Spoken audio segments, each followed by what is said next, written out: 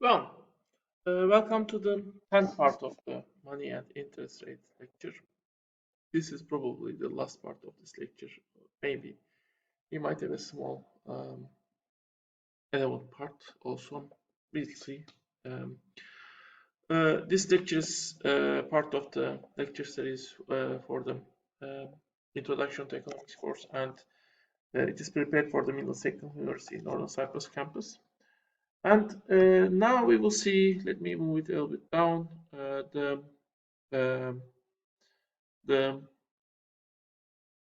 different factors that are affecting the demand for money. Well, the first factor is the GDP level. If GDP is higher, there are more goods and services to buy, so people will basically demand more money. If prices increase, this is the second factor. Then people need more money to buy same amount of products. No price increases doesn't mean money. I mean, money amount is fixed, but the prices are higher. So money supply should not necessarily accompany the price increase in that sense. Um, so as a result, since people need more money to buy the same amount of products, so money demand will increase. Lastly, change in financial markets or banking system might change the money supply, especially if it changes the trust to the banking system. That's one factor beyond the interest rate that also might shift demand and supply, or maybe easiness to take your money back from the banking system or put your money into the bank might help. Probably when this liquidity preference was first created, we were also thinking, I mean, the interest rate is effective in uh, amount of money they put into the even checkable deposits where there was a small interest rate. Now, since it is very easy to use money in the bank, basically um, that is increasing amount of money people put at least to the checkable deposits, we can say, and even to the other types of money. For example, dollars. I know whenever I want, in a second, I can sell my dollars. That is very much uh, increase my willingness to buy dollars if I want. I mean, if it were more difficult to exchange the dollar for Turkish lira, then that would decrease my willingness to buy a dollar. So my Turkish lira demand for Turkish lira in that sense might decrease because I trust to the banking system, making that transaction easier. Um, so, if and this part is very easy, if demand for money increases, that will increase the interest rate because in order to the banking system will want to keep same amount of money in the less liquid form. However, people will demand more money in more liquid form at the same for the same interest rate, of course. So at each interest rate, the amount of liquid money people demand will be more because they need to pay more for the commodity, for the goods they buy, or there are more goods to buy, or they trust less, or the bank system becomes more difficult to operate in, basically, or they trust less in the banking system. So as a result, in order to make people to keep their money in the banks need to increase the interest rate. So increase in demand lead to increase in interest rate, increase in money demand. Well, what happens if the money supply is increased? This decision is given by the central bank. Remember, we assume the reserve ratio is fixed. Well, then the amount of money in the system is more. It has increased for the fixed amount of reserves. If the reserve ratio is the same, available the amount of checkable deposits for a fixed amount of loans.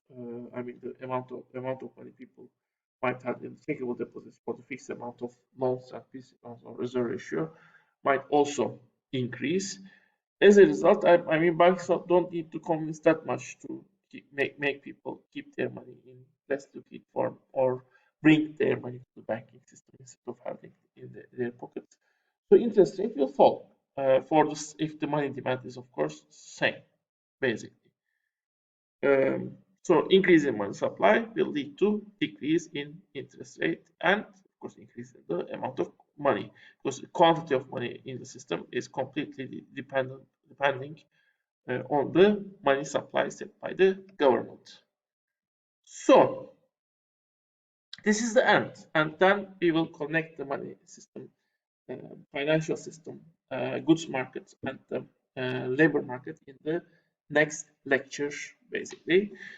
So now we can see the practice questions. We can start with them. So describe briefly one of the functions of the money. Accounting, unit of accounting, which helps us to sum up the value of the goods we own, basically. Well, medium of exchange, which eases the exchange processes, and store of value, which helps us store our buying value in its form, I mean, in money form.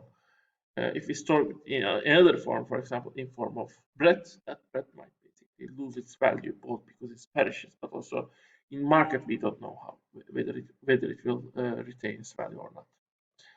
Compare commodity-backed money and checkable deposits. So commodity-backed money are the money which is actually in form of banknote, and you can go to bank anytime you want and get the commodity it represents back, which might be gold, which in recent times it was always gold, but in other periods in history it could also be grain.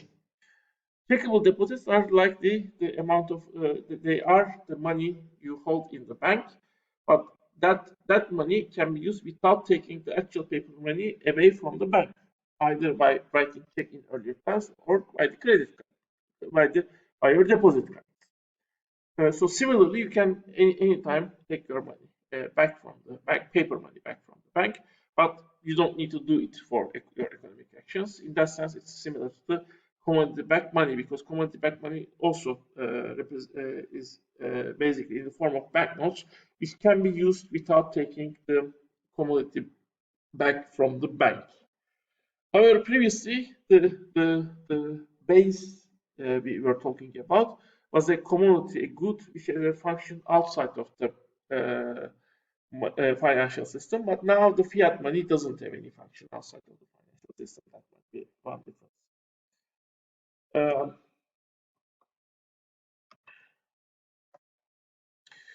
In which case, risk of bank runs becomes higher. If you decrease the reserve ratio, it becomes higher.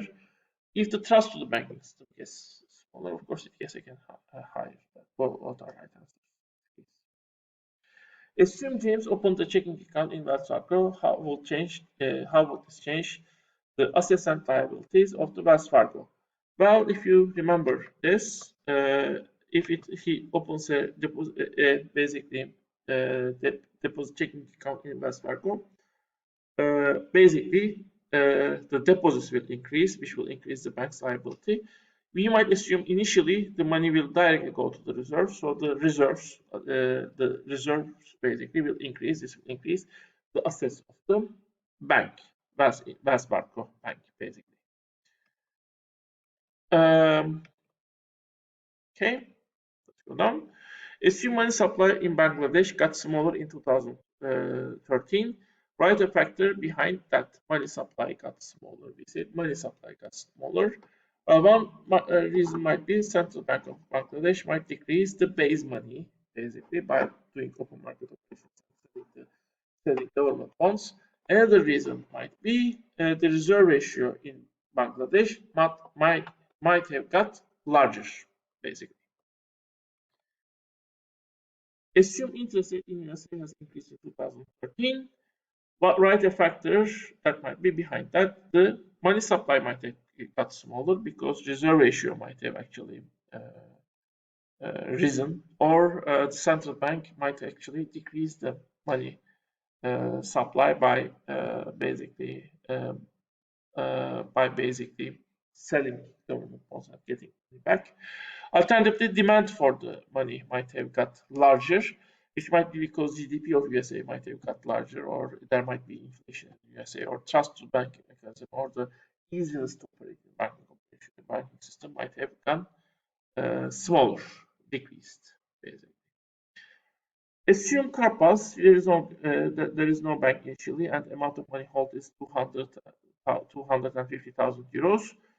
Now there is a gambler's bank in the district. Assume bank opens, when bank opens, everyone puts the money to the bank. Also assume any money that is not part of the reserves, not part of the reserves, is loaned by the bank. I mean, to other people. The bank doesn't purchase bonds from the government. That means that basically it doesn't send them to the central bank. Basically, assuming reserve ratio of the central bank is 0.2, how much will be the reserves the bank held, and what will be the value of the deposits? Oh, value of the deposits of the bank is, oh, well, we assume we have put this initial $250,000 to the bank. If that's the case, in that case, the reserves will be, of course, this minus this. We know the reserve ratio is 0.02. So the reserves are just $5,000. That's 250 times 0.02. So initially, the bank will keep 5,000 euros in itself and then lend the rest of it to the people who want to borrow the money. So bank itself is gambling in that case. What will be the quantity of money in Karpas after the money multiplier process is over? Now, let's change this to gambling spec. So, base money, it was $250,000. So, deposits will be this amount. We should divide this amount to the reserve ratio. I mean, the multiplier is 1 over 0.02. Let's also calculate the multiplier. This divided by, this divided by 1 divided by this. 50. So we should multiply the base money with 50. So the actually $12,500,000. This is a very extreme case. No bank operates like that. How would bank's balance sheet look like after money multiplying process is over? Well, this way, and the amount of money will be again this amount, $12,500,000. Assume TRNC forces the gambler's bank to decrease the reserve ratio to 10%. How much will the money supply decrease? Let's record the first money supply.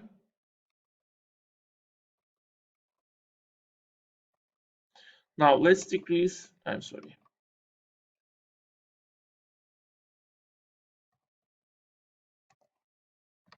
Okay, let's now decrease the reserve ratio, increase the reserve ratio to 0.1. Well, as you see, the difference is 10 million Turkish lira. So the money supply will fall back to the 2.5 million euros, which is 10 million euros less than the previous money supply, basically. So these are the answers to the question. They become easy to calculate because we have already set the Excel files, but Excel accordingly. But basically, you can go back and see how what was the logic of that Excel file and how we could actually. You can also see in the previous parts of this lecture how you can do the same calculation with pen and paper, basically. Anyway, this is the lecture. The lecture is over. I hope you enjoyed it.